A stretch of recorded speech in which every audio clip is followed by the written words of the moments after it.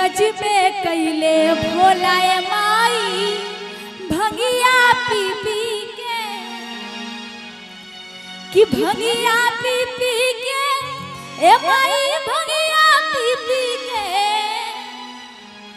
कि अरे भंगिया पी पी के ए माई भंगिया पी पी के,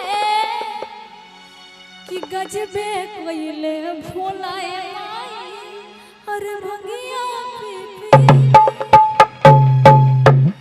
इस भजन को कौन कौन सुने? बड़ा प्यारा सा भजन है। अब मिल के कहेंगे कि गजबे कैले भोलाए माई भंगिया पी पी के, गजबे कैले भोलाए माई भंगिया पी पी के, भंगिया पी पी के ए माई भंगिया पी पी के, भंगिया पी पी के ए माई भंगिया पी पी के। ए भैया ओने दमदार बम आइल बा एकदम, बोला एक बार बोलो कमरिया। जो जो दमदार बम है एक जरा हमको भी एनर्जी बूस्ट कीजिए। आप लोग उधर से झूमिए, उधर से एनर्जी इधर बूस्ट होगी। कौन कौन दमदार बम है? आज भोला बा के पार्टी कौन कौन है? जो जो पार्टी है एकदम पार्टी मनाइए एकदम यहाँ पे। चलिए कहिए कि गजबे कैले भोलाए माई भंगिया पी पी के, गजबे कैले भोलाए माई भंगिया पी पी के, अरे भंगिया पी पी के ए माई भंगिया पी पी के, भंगिया पी पी के ए माई भंगिया पी पी। आहा एक बार ढोलक वाले भैया के लिए, एक बार ढोलक वाले भैया के लिए जरा ताली बजाइए। ढोलक वाला भैया कितना बढ़िया बजा रहे हैं, एकदम निमन। अब कहेंगे कि गजबे कैले भोलाए माई, गजबे कैले भोलाए माई भंगिया पी पी के। आहा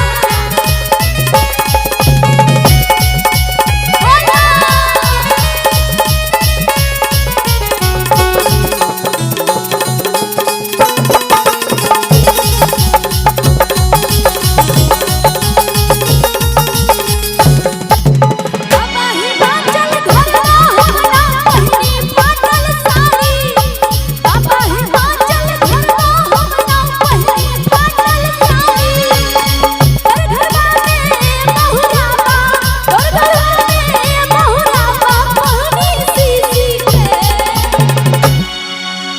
शिकायत कैसे कर रही है जरा सुनिए। कह रही है कि बाबा हिमाचल में हम कभी फाटल साड़ी नहीं पहने, वहाँ पे अपने नहरा में। यहाँ आए हैं आप तो एकदम साड़ी सिल सिल के पहनना पड़ रहा है, ऐसा दुख हो गया है। और बाबा क्या कहते हैं? दुनियादारी को बाबा दिए हैं रोटी कपड़ा मकान, लेकिन बाबा खुद कहाँ रहते हैं? खुद कहाँ रहते हैं? जी वहाँ कैलाश पर्वत पे, कभी श्मशानों में, अलग अलग रूप में। तो वही गौरी मैया एकदम शिकायत भर भर के रखी है लिस्ट में कि काहे सारा भक्त को जब आप दे सकते हैं हमको काहे नहीं देते हैं। तो वही कह रही है कि तोर घर में बहुरा बा पहिनी सीसी के, अरे गजबे कैले भोलाए माई भंगिया पी पी के, गजबे कैले भोलाए माई भंगिया पी पी के, अरे भंगिया पी पी के ए माई भंगिया पी पी के, भंगिया पी पी के ए माई भंगिया पी पी के। और आप लोग गा के साथ में ऐसे ये पंक्ति डांस कौन कौन कर रहे हैं जी? एक बार हाथ उठाइएगा, ऐसे झूमना है। हाँ चलिए कि गजबे कैले भोलाए माई भंगिया पी पी के, गजबे कैले भोलाए माई भंगिया पी पी के।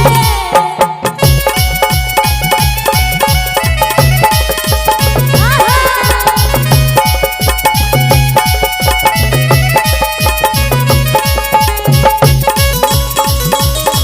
क्या बात है?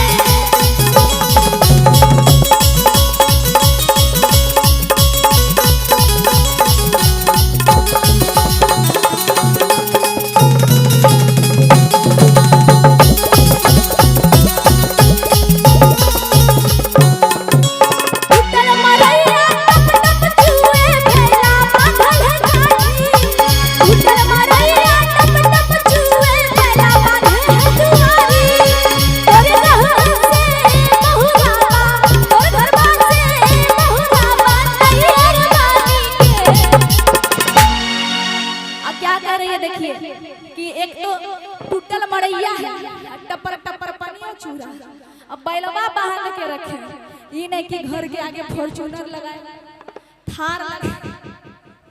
अच्छा शादी के कर हो गया है, पत्नी का फरमाइश जानते हैं ना? अच्छा पत्नी आई है साथ, नहीं लेके आए। अच्छा आते टाइम क्या क्या बोली लाने के लिए? चूड़ी तो बोलबे की होगी, हरियर चूड़िया लान दियो, सड़िया लान दियो। पत्नी लाइन पे है, अच्छा तो बढ़िया है। और खर्चा करवाइएगा तब। अच्छा और खर्चा करवाइएगा तो क्या कह रहे हैं देखिए कि टूटल मड़ैया टप टप चूए, अरे पहला बांधल मधुआरी, तोर घरवा से महुआ नहीं हरबानी के। ऐसे एक कहावत सुने होंगे, पापा की परी।